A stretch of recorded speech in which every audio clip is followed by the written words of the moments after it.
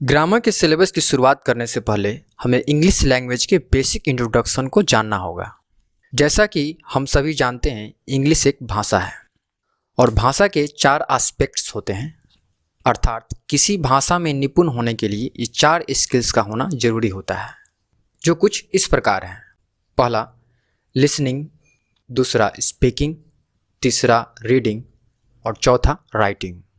हमारे जितने भी तरह के कॉम्पिटिटिव एग्ज़ाम होते हैं वो हमारे रीडिंग एंड राइटिंग कौशल की जांच करते हैं। इसलिए जब हम ग्रामर पढ़ रहे होंगे तो रीडिंग और राइटिंग एस्पेक्ट्स को केंद्र में रखकर ही पढ़ेंगे। लैंग्वेज को सुनने और बोलने के लिए हमें साउंड की ज़रूरत होती है। अब इसी साउंड को ये कहा जाए कि कैसे लिखा जाए, तब हमें इसे रिप्रेजेंट करने के लिए सिंबल्स की ज़रूरत पड़ती है और इस सिंबल्स को ही हम इंग्लिश अल्फ़ाबेट के नाम से जानते हैं, जिनमें कुल 26 लेटर्स आते हैं। इन्हीं 26 लेटर्स यानी इंग्लिश अल्फ़ाबेट को 2 हिस्सों में बांटा गया है, जिसे वोवेल्स और कॉन्सोनेंट्स के नाम से जाना जाता है। वोवेल्स में 5 अक्षर आते हैं, ए, ई, आई, ओ, यू, एवं कॉन्सोनेंट्स में बाकी के जैसे बी, सी, डी इत्यादि आते हैं। अब अगर इस लैंग्वेज के सीक्वेंस को समझें तो हम यहाँ देखते हैं कि इसकी शुरुआत लेटर्स यानी अक्षरों से होती है और जब इन लेटर्स को आपस में अरेंज करते हैं तो उनका एक मीनिंग भी निकलना चाहिए और उसी मीनिंग से जुड़े हुए यूनिट को हम वर्ड के नाम से जानते हैं। अब अगर इस सीक्वेंस में आगे देखें तो बात आती है फ्रेज की। फ्रेज की अगर डिफिनीशन को समझें तो ये शब्दों का समूह होता है जिनका सेंस तो होता है मगर कंप्लीट सेंस नहीं होता है। और जब शब्दों का समूह जिनका कंप्लीट सेंस यानी पूर्ण अर्थ हो, उन्हें हम सेंटेंस के नाम से जानते हैं। इसे आगे और हम विस्तार से समझेंगे। और अगर इसी सेंटेंस में और सेंटेंस को जोड़ दिया जाए तो सेंटेंस का ये पार्ट क्लॉज के नाम से जाना जाता है। अर्थात इसे ऐसे भी कहा जा सकता है, क्लॉज सेंटेंस का स्मॉलर यूनिट होता है। एक सेंटेंस 2 या 2 से अधिक क्लॉज से भी बन सकता है। अब हम समझते हैं कि ये वर्ड क्या है। जैसा कि इसका डेफिनेशन कहता है, a meaningful unit of letters. अब अगर इसे और आसान भाषा में समझें तो जैसा कि हमने पहले भी कहा है, लेटर्स को जब हम आपस में अरेंज करते हैं तो उनका एक मीनिंग यानी अर्थ भी निकलना चाहिए। अब ऐसा नहीं है कि लेटर्स का अरेंजमेंट तो है लेकिन इसका कोई अर्थ ना निकल रहा हो, तब हम इसे वर्ड का दर्जा नहीं देंगे। इसे एग्जाम्पल से समझें तो मान लिया जाए कि आपने 3 लेटर्स का चुनाव किया जो GDO है। अब आप देख सकते हैं कि इसे हम 3 तरीके से अरेंज कर सकते हैं, GOD, DOG एंड ODG। हम यहाँ देख सकते हैं कि first and second group of letters का अपना एक मीनिंग है, जबकि थर्ड टाइप ऑफ अरेंजमेंट का कोई मीनिंग नहीं निकलता है, इसलिए ये वर्ड नहीं है। अब हम समझते हैं कि वर्ड के डिफिनीशन में ये यूनिट क्या है। दरअसल इसी यूनिट को ही हम पार्ट्स ऑफ स्पीच के नाम से जानते हैं, जिसे 8 पार्ट में डिवाइड किया गया है, जो इस प्रकार है।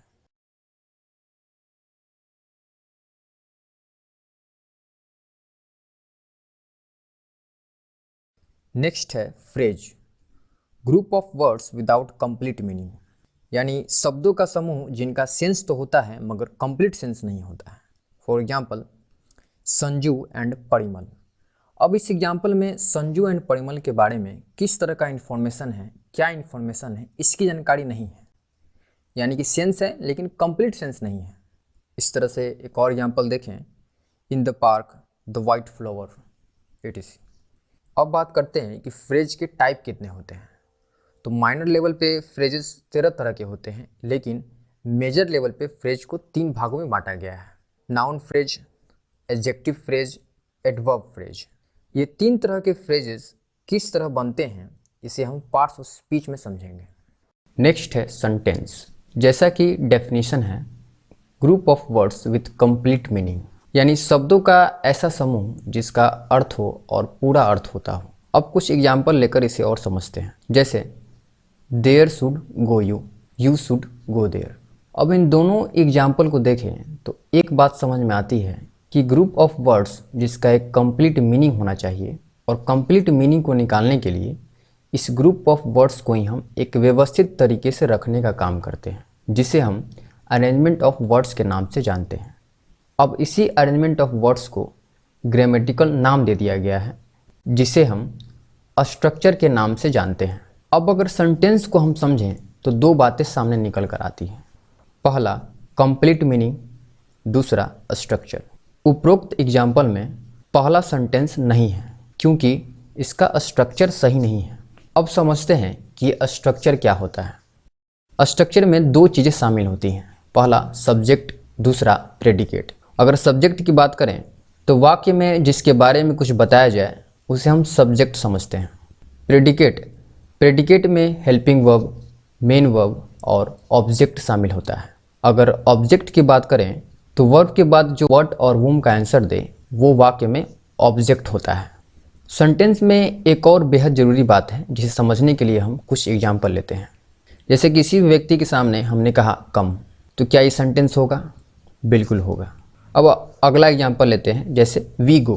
अब अगर ये कहें कि क्या ये सेंटेंस है, तो बिल्कुल ये सेंटेंस होगा। अगला example we go to school, ये भी एक सेंटेंस है।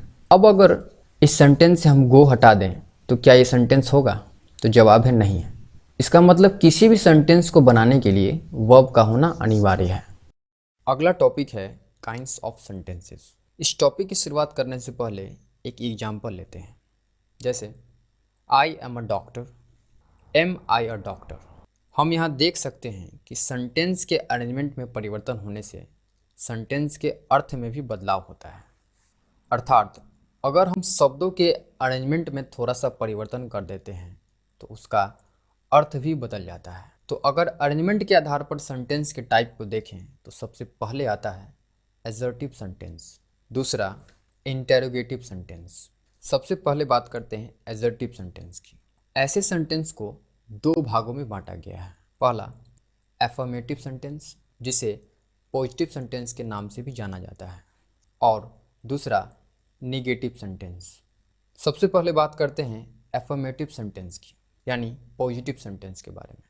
अगर इसका स्ट्रक्चर को देखें तो इसका स्ट्रक्चर कुछ इस तरीके का है, subject, helping verb, main verb और फिर ऑब्जेक्ट। एक एग्जाम्पल से इसे समझते हैं, जैसे Rahul was reading a novel.